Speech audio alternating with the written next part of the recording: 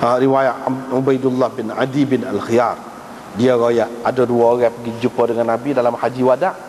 Ketika tu Nabi duk bagi-bagilah zakat ni kepada orang.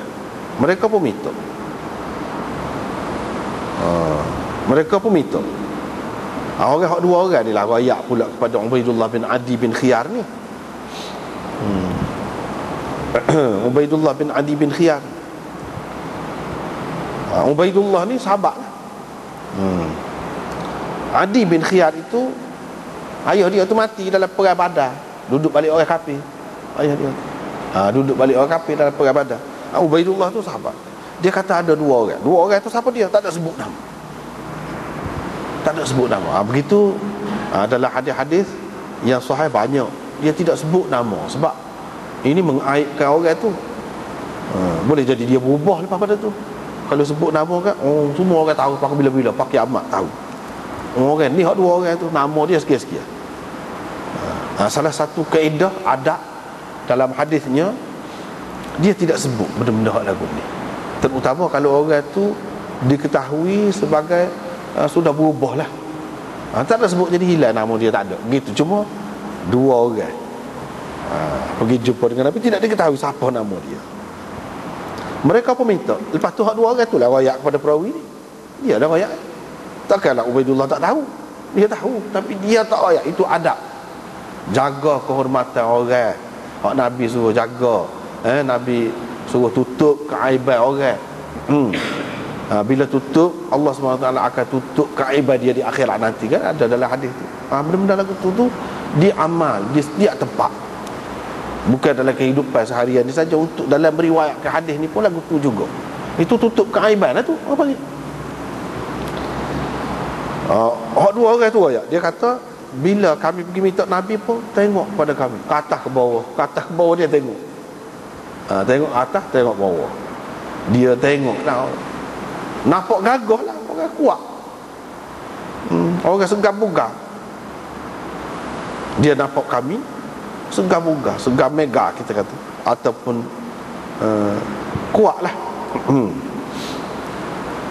Nabi SAW pun kata, kalau kamu nak, aku akan bagi.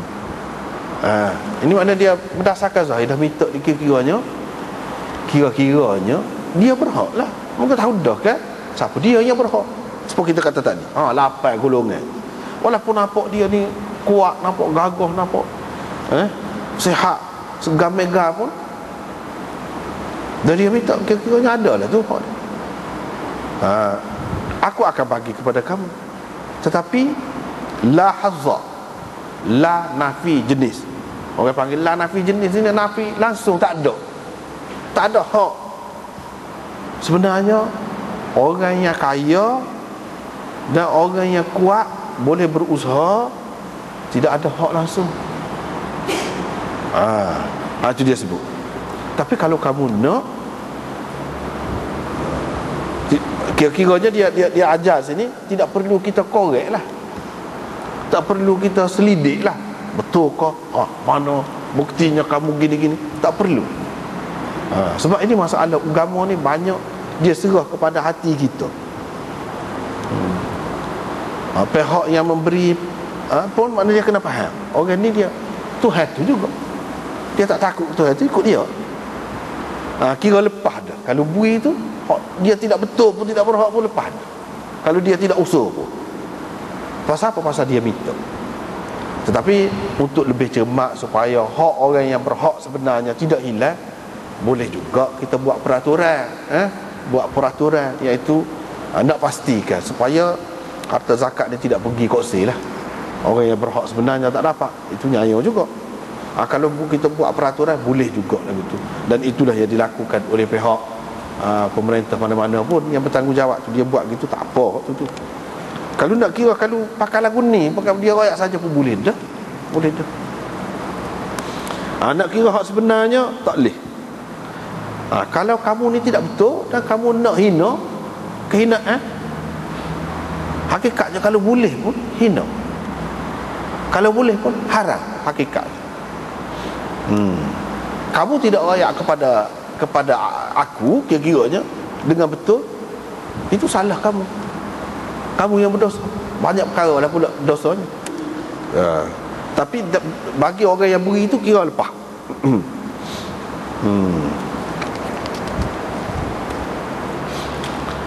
Seterusnya riwayat daripada Abdullah bin Amr bin Al-As daripada Nabi SAW, katanya sedekah tu yang dizakat itu tidak halal kepada orang kaya dan orang yang segah-megah ataupun orang yang gagah kuasa. Tidak halal. Tidak halal artinya haram. Tidak halal artinya haram. Kalau ambil juga haram. Tapi kalau dia segah-megah, dia ada sebab, nanti akan datang bab seterusnya ni, dia ada bab, iaitu man yajuzu lahu akhdhu sadaqah wa huwa ghani. Bab tentang orang yang harus mengambil zakat walaupun dia kaya. Dia ada pula bab tu. Walaupun dia segah, dia boleh ambil walaupun dia kaya. Hak lagu mana? Itu adalah kes-kes ni.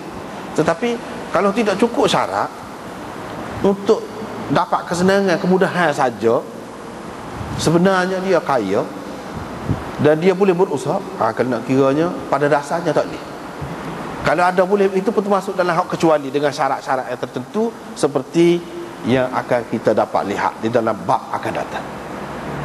Dia ada bab suku pula. Pada dasarnya memanglah tak boleh.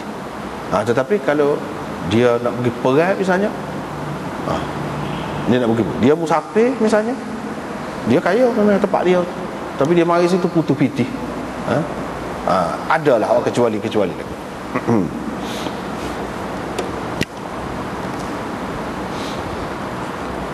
Dia gagah kuasa, tetapi dia bangkrut. Dia ada kecuali dia bangkrut. Dia tak boleh nak berniaga pula, nak memulakan perniagaan dia pula kalau tidak dibantu. Itu adalah kecuali-kecuali. Tetapi pada dasarnya kalau tidak ada termasuk dalam hak kecuali, hak akan disebutkan di dalam bab akan datang, maka dia tak boleh, haram, tak boleh.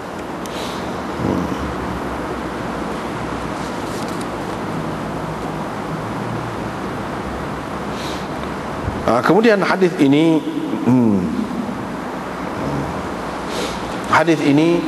tidak kuat mana pun. Bahkan mengikut setengah-setengah ulama ia dhaif dengan sebab Raihan bin Yazid itu, setengah-setengah ulama mengatakan dia ni perawi yang majhul.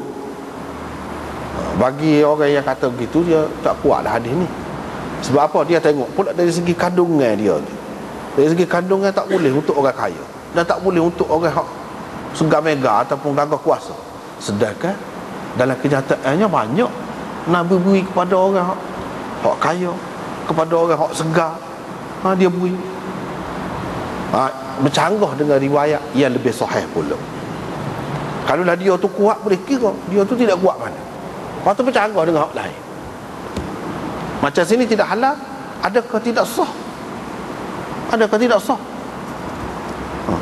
Kalau hak Nabi SAW tengok saat ni, tengok orang tu nampak kuat, segar, tapi kalau kamu nak, aku akan bagi. Kira-kiranya kalau orang tu nak juga, dia akan bagilah.